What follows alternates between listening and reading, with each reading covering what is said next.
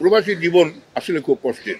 আমি ক্যামেরার শব্দ শুনতে পাই না, অ্যাকশন শুনতে পাই না। 53 বছর কাজ করলাম ছবির জগতে, 53 ইয়ার্স। এই দেশ ছেড়ে কষ্ট হয় আমার। আমি রাতে ঘুমাতে পারি না। 36 বার আসা যাওয়া করেছি। যে আপনি কোন সময় আমেরিকায় থাকেন আর কোন সময় ঢাকা থাকেন আমরা বুঝি না। আমার জন্য সবাই দোয়া করি, যে যেখানেই থাকি। আজকে আমি আমেরিকায় আছি, আমার মেয়েকে লেখাপড়া করার জন্য নিয়ে গেছি। শেষ হয়ে গেছে আমার মেয়ে, ওখানে গ্র্যাজুয়েশন করে ফেলেছে বিজনেস ম্যানেজমেন্টে, খুব ভালো রেজাল্ট করেছে। আর 2 মাস হলে শেষ। হয়তো আমি আবার তখন হতেই পারে যে দেশে চলে আসতে পারি, কারণ আমি এই দেশ ছেড়ে কষ্ট হয় আমার। আমি রাতে ঘুমাতে পারি না।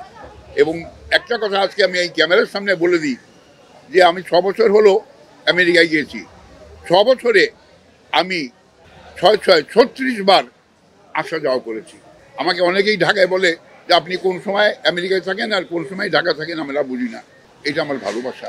আমি থাকতে পারি না, আমার কষ্ট হয়, আর কষ্ট হলেই চলে আসি। তো আল্লাহ করে যেন আপনাদের সঙ্গে সুন্দরভাবে আবার এরকম সামনাসামনি হতে পারি।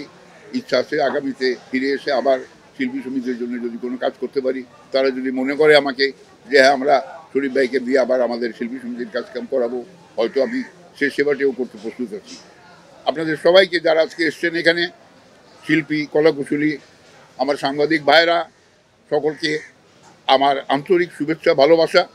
আমি আপনাদের কাছে দোয়া চাইব, কারণ আমি প্রবাসী হয়ে গেছি। প্রবাসী জীবন আসলে খুব কষ্টের। একটা সময় আমি ভাবতাম যে বোধহয় খুব ভালো, আনন্দের, মনে হতো তাই। কিন্তু আমি যে টের পেলাম যে আসলে খুব কষ্ট। আমি কত রাত্রে যে ঘুমাতে পারিনি আপনাদেরকে বলতে পারবো না। আমার কষ্ট লাগে রাত্রেবেলায় যখন সব ঘুমিয়ে যায়, এই চেহারাগুলো ভেসে ওঠে, আমার পাশের লোকগুলো নেই। আমি ক্যামেরার শব্দ শুনতে পাই না, অ্যাকশন শুনতে পাই না। সুতরাং যারা শিল্পী, যারা আমার কাজ করার বয়স শুনলে আপনারা অবাক হয়ে যাবেন। আমি 53 বছর কাজ করলাম ছবির জগতে, 53 ইয়ার্স। আর ছবির সংখ্যা 850-এর উপরে, যেটা গুগলে খুঁজলেও আপনারা পাবেন। আমার কাছে অবাক লাগে যে আল্লাহ পাক আমাকে সেই সুযোগ দিয়েছেন বলে পেরেছি। আমি আবারও আপনাদের সকলের কাছে দোয়া চেয়ে, এবং আমার ভাই বোন, আমার সহকর্মী যারা চলে গেছেন, তাদের জন্য অন্তর থেকে দোয়া কামনা করে আপনাদের কাছ থেকে বিদায় নিচ্ছি। সবাই ভালো থাকেন, সুন্দর থাকেন।